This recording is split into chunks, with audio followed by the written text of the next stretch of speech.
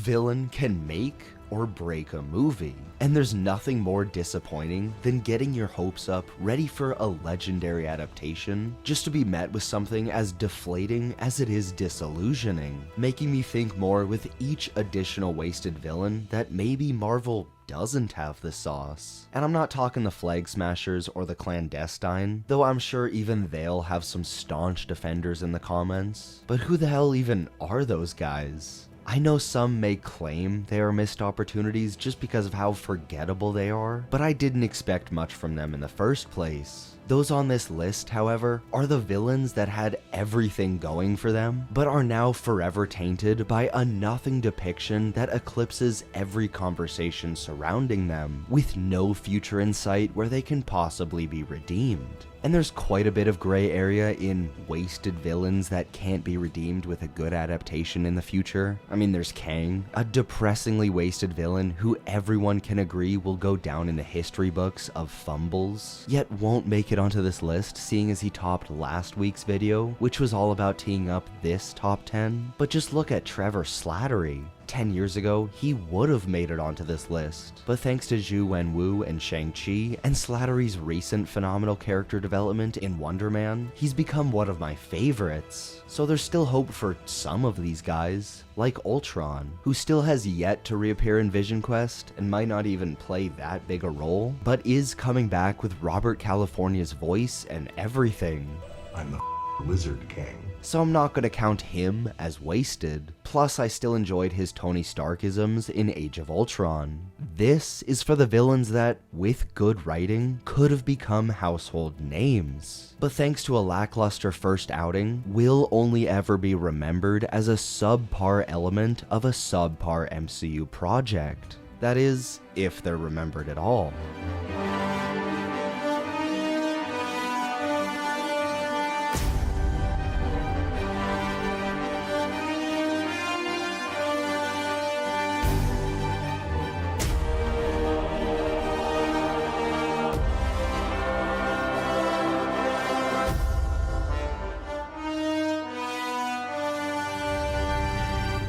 Welcome back to Sandwich Reviews. I'm that sandwich guy, your nihilistic optimist, and I want to jump right into this list. Because to kick it off with an older one from the MCU glory days, illustrating just how much those glory days are a myth and how everyone just looks to the past with rose-tinted glasses, someone you probably didn't even remember was in a movie is number 10, Malekith, the Accursed Dark Elf.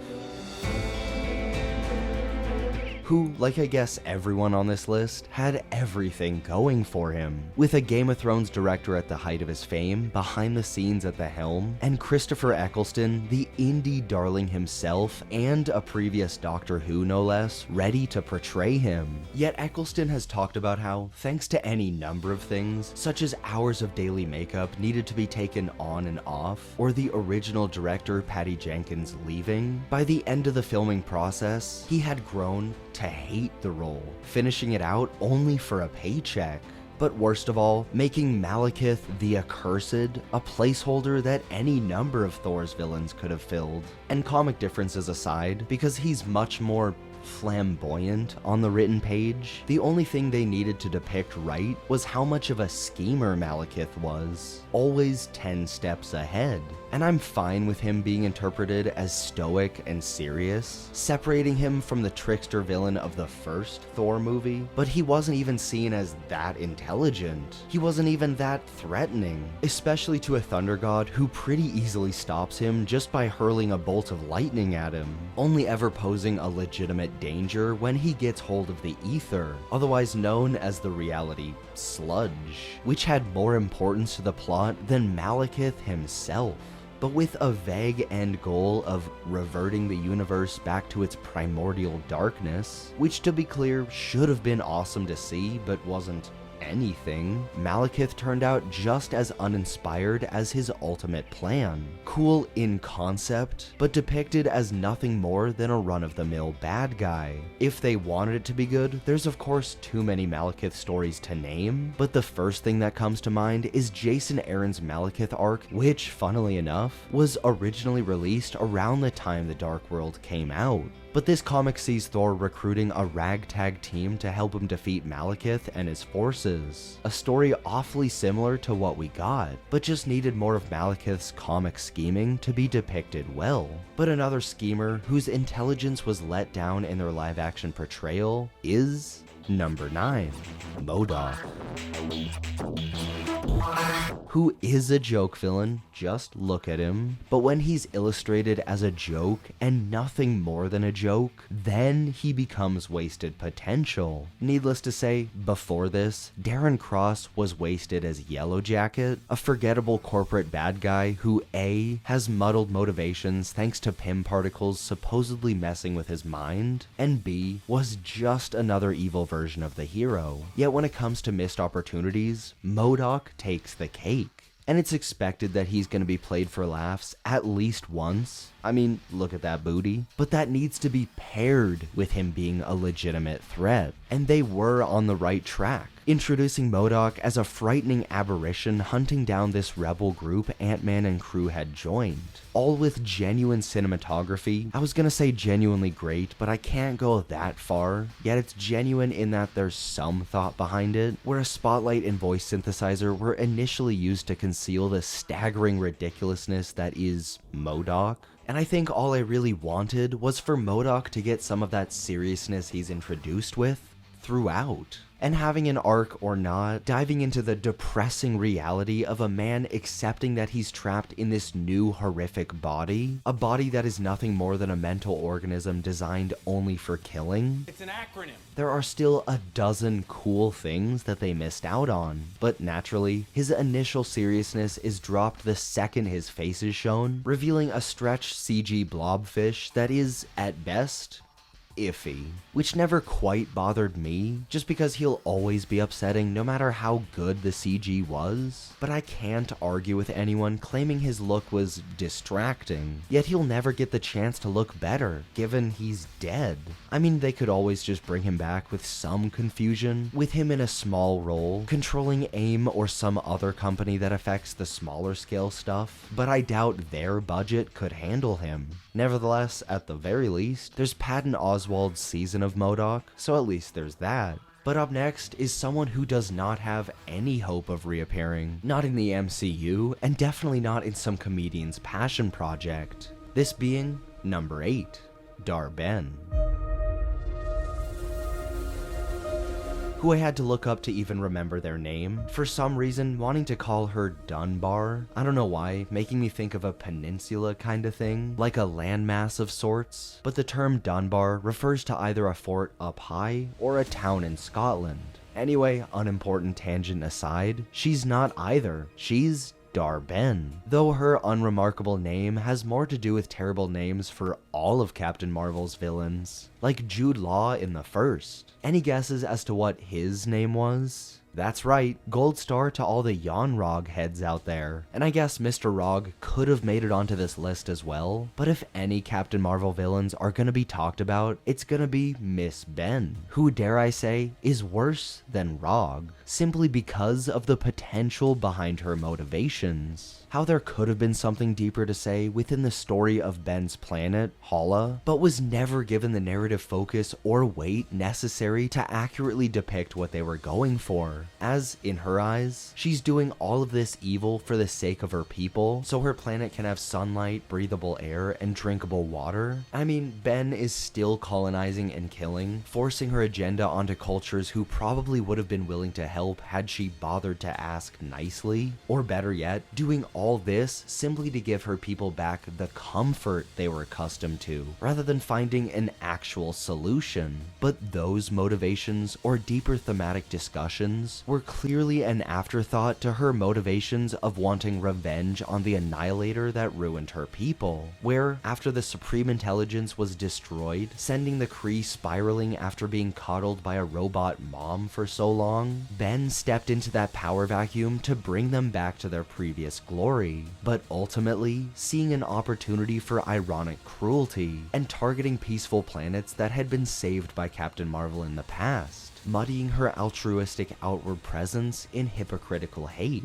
which on paper and in concept, like everything else about her, should have been awesome. Yet if you've seen the movie, you'd know was not what we saw, or at the very least, was not a priority for the story. Yet with just a little more focus, just enough to get the audience to care, Hala's conflict could have been one for the books. But as it stands, no one cared about the planet or Dar-Ben. However, despite glaring cornfield reshoots to make every conflict as surface level as possible, I still really enjoy the Marvels. Is that purely because of the serotonin-inducing action scenes? No, because the interactions between the three leads is really where the Marvels shined, but as much as I love its standout moments, the Marvels is sadly mediocre, and a lot of that comes down to its forgettable villain. But speaking of mediocre and forgettable, let's move on to the next wasted villain on this list. Number 7, Kaecilius.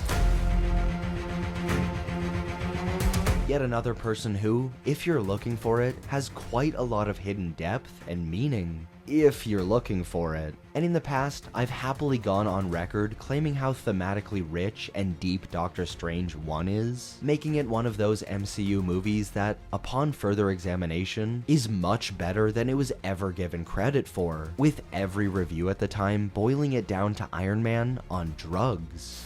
You ever watch Iron Man on weed?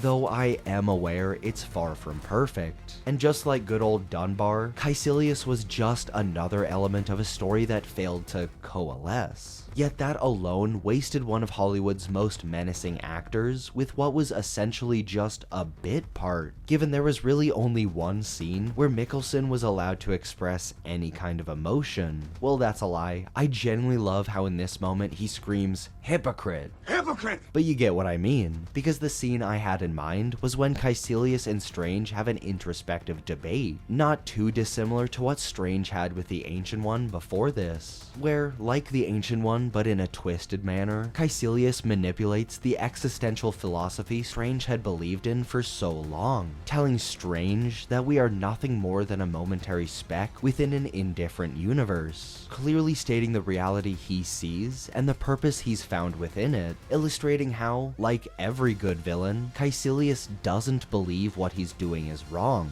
And if there were just 20% more of that, especially with how great Mads Mikkelsen is, then you know he would have been remembered. But honestly, this really comes down to how the MCU had Mads Mikkelsen as a magical villain going up against Doctor Strange, and he's somehow not Marvel's best live-action bad guy. I mean, dude made Le Chiffre and Casino Royale unforgettable, a Bond villain whose coolest thing going for him being his blood tears or a rope to the nuts, but is also unceremoniously disposed of by his boss, neutering any menace he previously had. And that was the point of it, because overall, Le Chiffre's not much of a character on the written page, but because of Mikkelsen's gravitas, was made by him. And he gave it a good effort with Marvel, bringing that kind of gravity to Kaecilius, but was never going to fix the absence in the narrative that Kaecilius' motivations should have filled. And while I could, and probably should, talk about Kaecilius for another hour, I'll just save that for a future video essay, because we gotta move on to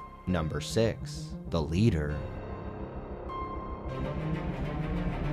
Who, without any input from filmmakers, was already ruined by Feige by revealing that Tim Blake Nelson would be returning to the role at 2022's D23, because the leader needed to be a big reveal for the movie to tell. But that also bleeds into another problem of superhero movie studios perceiving their marketing as an opportunity to reveal everything going on behind the scenes. Because just for Brave New World specifically, too much was talked about before the movie had a chance to even come out. I understand you have to sell your movie to get butts in seats, but deflating the decades of buildup that could have fed into the leader's reintroduction stamps out any hope of that character having any impact. Of course, there's also the fact that he doesn't have a foot-tall forehead and instead has a bubblegum head, but that's superficial and doesn't affect anything. What does is how the leader was only ever threatening given he had mind control, something that is always flimsy as hell in any plotline, but is somehow made worse by Samuel Stearns' actual intelligence being displayed, which comes across as predicting stuff he's not even correct about half the time. But the only lazier way to illustrate how smart someone is would be making the protagonist an idiot, just so the bad guy seems smart in comparison. So at least they don't do that. Psych! That's exactly what they do, making this leader the furthest you can get from a memorable genius villain that's 10 steps ahead of the hero. Hell, Stern's barely managed to get half of his plan off the ground. But to fix him, I don't need connections to other MCU projects, though that definitely would have helped, like him spearheading Intelligentsia, which he's done in the comics. What I needed for him was to be a calculating and threatening presence, but they couldn't even do that. But someone else who just needed more presence in general is number 5, the Power Broker. Someone who, I think, is currently supplying street-level and D-list villains with dangerous super tech and experimental powers. I mean, if true, could be a phenomenal way to contextualize how wacky and out there the MCU has become in the past few years, going from a handful of characters to dozens, if not hundreds, of bright, comic-accurate crazies running around. Though we MCU fans truly have no idea if that's actually the case. I would love it to be, and should have been an element of Brave New World, but still has a chance to be clarified in Brand New Day, yet that's all just wishful thinking. And I also know that by pushing the Power Broker's story to that point, dragging Sharon Carter's character through the mud, it would essentially be assassinating all of the character work that had been done to her up until then, though there's really not much to be talked about there. But to that I say, Marvel already picked that lane in this post-credit scene. I'm just sticking by it. Besides, at least it makes her interesting. Plus, the morally gray area that involves was discussed in Falcon and the Winter Soldier, and made perfect sense to me then. I still don't believe Sharon would actively put people's lives in danger for a paycheck, but all it takes is one more conversation to further explain her motivations. After that, I'd be fine with it. And maybe that emotionally charged scene is on its way in Vision Quest or something, and Emily Van Camp's Sharon Carter is gonna return as the dangerous middleman we all wanted. But as it stands, to not have seen any of the Power Broker organization post Falcon and the Winter Soldier is a massive missed opportunity. It could have been like in Doom Patrol, where in its pilot, if you've seen it, it's revealed that people are experimented on to get superpowers all the time, just because that's the world that they live in. So why not have an excuse to throw all these weirdos out there? Surround the Power Broker with a bunch of mentally ill, eccentric oddballs. An image that reminds me of number 4, Cassandra Nova. Another one of those unknowingly powerful villains who is essentially unbeatable. And I don't even mind that her telepathic abilities were ill-defined, as there was a great narrative device around the impossible task of defeating her, with the heroes needing Juggernaut's helmet to suppress her powers. And though neither of the heroes in Deadpool and Wolverine were ever in any immediate danger, having an insane healing factor as well as basic plot armor, but that didn't stop Cassandra from being intimidating and menacing. Plus, I liked how she was just happy to chill out in the void. So why is she so high up on this list? Because, for Deadpool and Wolverine's third act, someone decided they needed universe-wide stakes, and had Cassandra attempt to use Paradox's Time Ripper to destroy the entire multiverse. Why? I honestly have no idea. Was it for fun? To get revenge on Paradox for breaking their deal? Just because it's the multiverse saga and every one of these movies has to have multiversal stakes? But this really sucks because there could have been a reason behind it, with her knowingly destroying the multiverse, because maybe that would send everyone to the void, where she could be everyone's ruler. But I doubt she'd even want that, and even if she did, that was never specified in the movie, because any explanation from her could have recontextualized this third act. But in its present condition, it just took me right out of the movie. But someone who did the exact opposite, with their wasted potential starting right from the get-go, and coming from everything encompassing them, is number 3, Gorr. And I feel like I have to begin this one with how much I don't blame Christian Bale, because he obviously put his all into it. And while there was clearly a bunch of stuff that got cut, I don't think leaving scenes on the cutting room floor was that much of an issue. I personally would have liked to have seen this fight scene play out, depicting Gorr wrecking shop and actually killing gods for once. In this proposed scene, giving us something similar to what Hela did to Asgard in Ragnarok. But what's worse is that something like that was filmed, featuring a whole bunch of fun cameos too, but it was cut. Taika, I know I just said leaving stuff on the cutting room floor wasn't the problem, but you gotta fight for that stuff.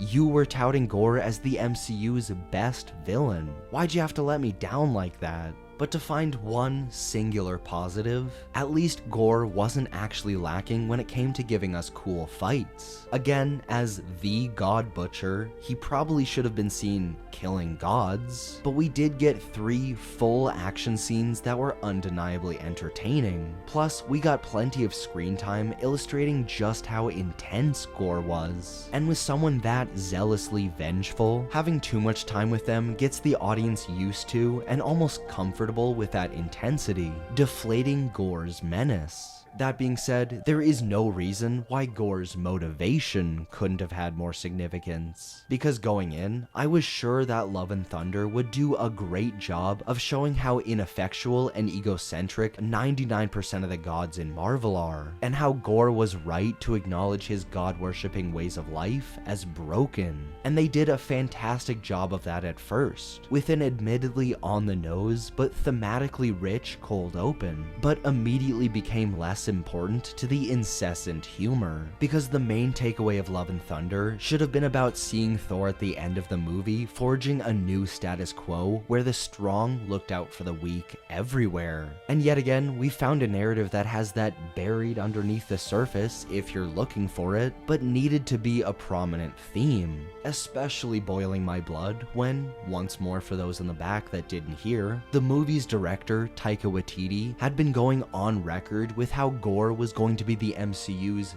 best villain. Maybe he was in the editing bay, but not in the crap I watched. But I'll inevitably have more to say about Gorr in the Love and Thunder video I've been writing for the past year, so I guess look forward to that. But for now, let's focus on number 2, Taskmaster, who, like M.O.D.O.K, was just unceremoniously killed off despite clear love from the fans, not necessarily demonstrating a lack of respect for the source material, but in a roundabout way, doing just that. And there's not a ton of good stuff to say about the MCU's Taskmaster. Maybe there's some fun instances of her imitating the person in front of her or a known Avengers move, but even that positive collapses within seconds, because for as many times as she did that, I needed it at least doubled. But that's for shallow action, which is important when depicting character and their danger, but what really pisses me off is how this Taskmaster could have and should have been a massive element of the growing street level side of the MCU, teaching lower level villains and creating that street level league.